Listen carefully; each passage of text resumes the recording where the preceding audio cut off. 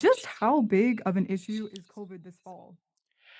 Well, how do we gauge bigness? Right? It's not the existential threat it was in 2020 that warranted shutting down society. Not at all, due to population immunity caused by previous infection and mostly by vaccination. But it's still a threat. So right now in the U.S., they're looking at around 700 to 1,000 deaths every week still. And here in Canada, the hospitalizations still continue to mount up. Not enough to threaten the healthcare system, but enough to make people worry. So that's why we still advocate for vaccination and for people to take it seriously. And who should be getting boosted right now? I think everyone should, frankly. And the reasons is pretty obvious. First of all, let's back up for a second. Who's greatest at risk? Well, always the elderly are greatest at risk, and frankly, small children. So one of the second highest rate of hospitalization for COVID-associated illnesses is amongst very small children. People don't really know that. Um, Now, very small children typically can't get vaccinated, so their parents should and people around them should to protect them. So when I say we have people who are extremely high risk, that doesn't obviate the responsibility for the rest of us not to get vaccinated because we protect other people through community transmission. So I advocate for everyone to get boosted. And just so we can let listeners know, who specifically are high risk people by how Ottawa Public Health is defining it, if Good you don't mind? question. I don't know exactly how Ottawa Public Health defines it, but the Canadian government defines it really, really broadly. There's a whole list of conditions that qualify you for being high risk, including age, um, being a current or previous smoker, being of indigenous ethnicity, even having ADHD, strangely, is on that list. So check out the government website. They have a long list of things there. But in general, I would say if you're over 65, you're at high risk. If you have some sort of condition like obesity or an immunological condition that might raise the probability of a bad outcome, check with your doctor to confirm that you are such a person.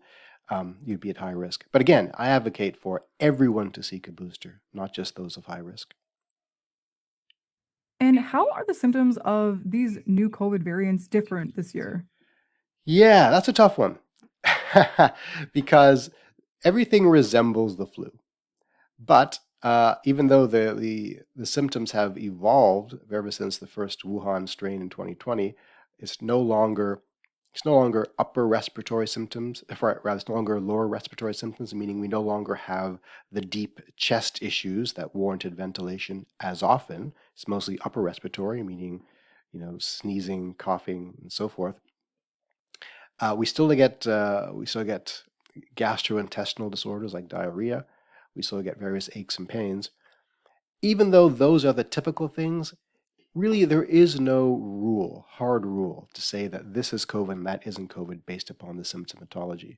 It's possible for some people to still get the lower respiratory infection symptoms. It's possible to some people to get the diarrhea and other people not to get the diarrhea. Some people still have the loss of taste and smell that was so common in 2020, but that's not as common anymore.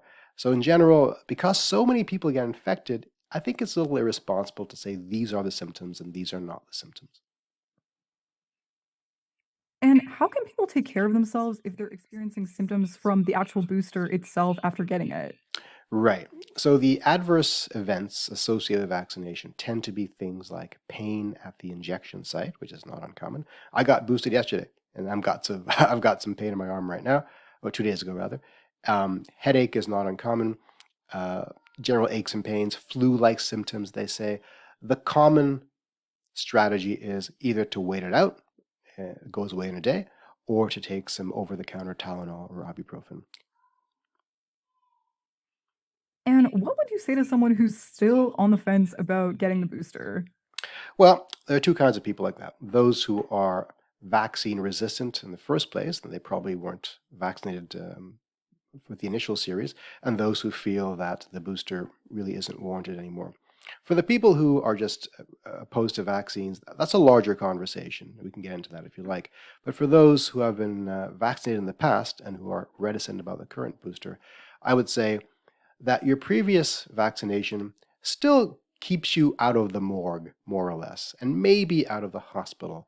But the beauty of the new booster is that it is closely tuned to the circulating strains, much more so than the previous boosters have been. And one of the reasons that the COVID vaccines stopped being something we can bank on to prevent infection and transmission was that it's no longer matched to the current strains. But the booster is. So if you get the booster, you have a much higher probability of avoiding getting sick in the first place. And who wants to get sick?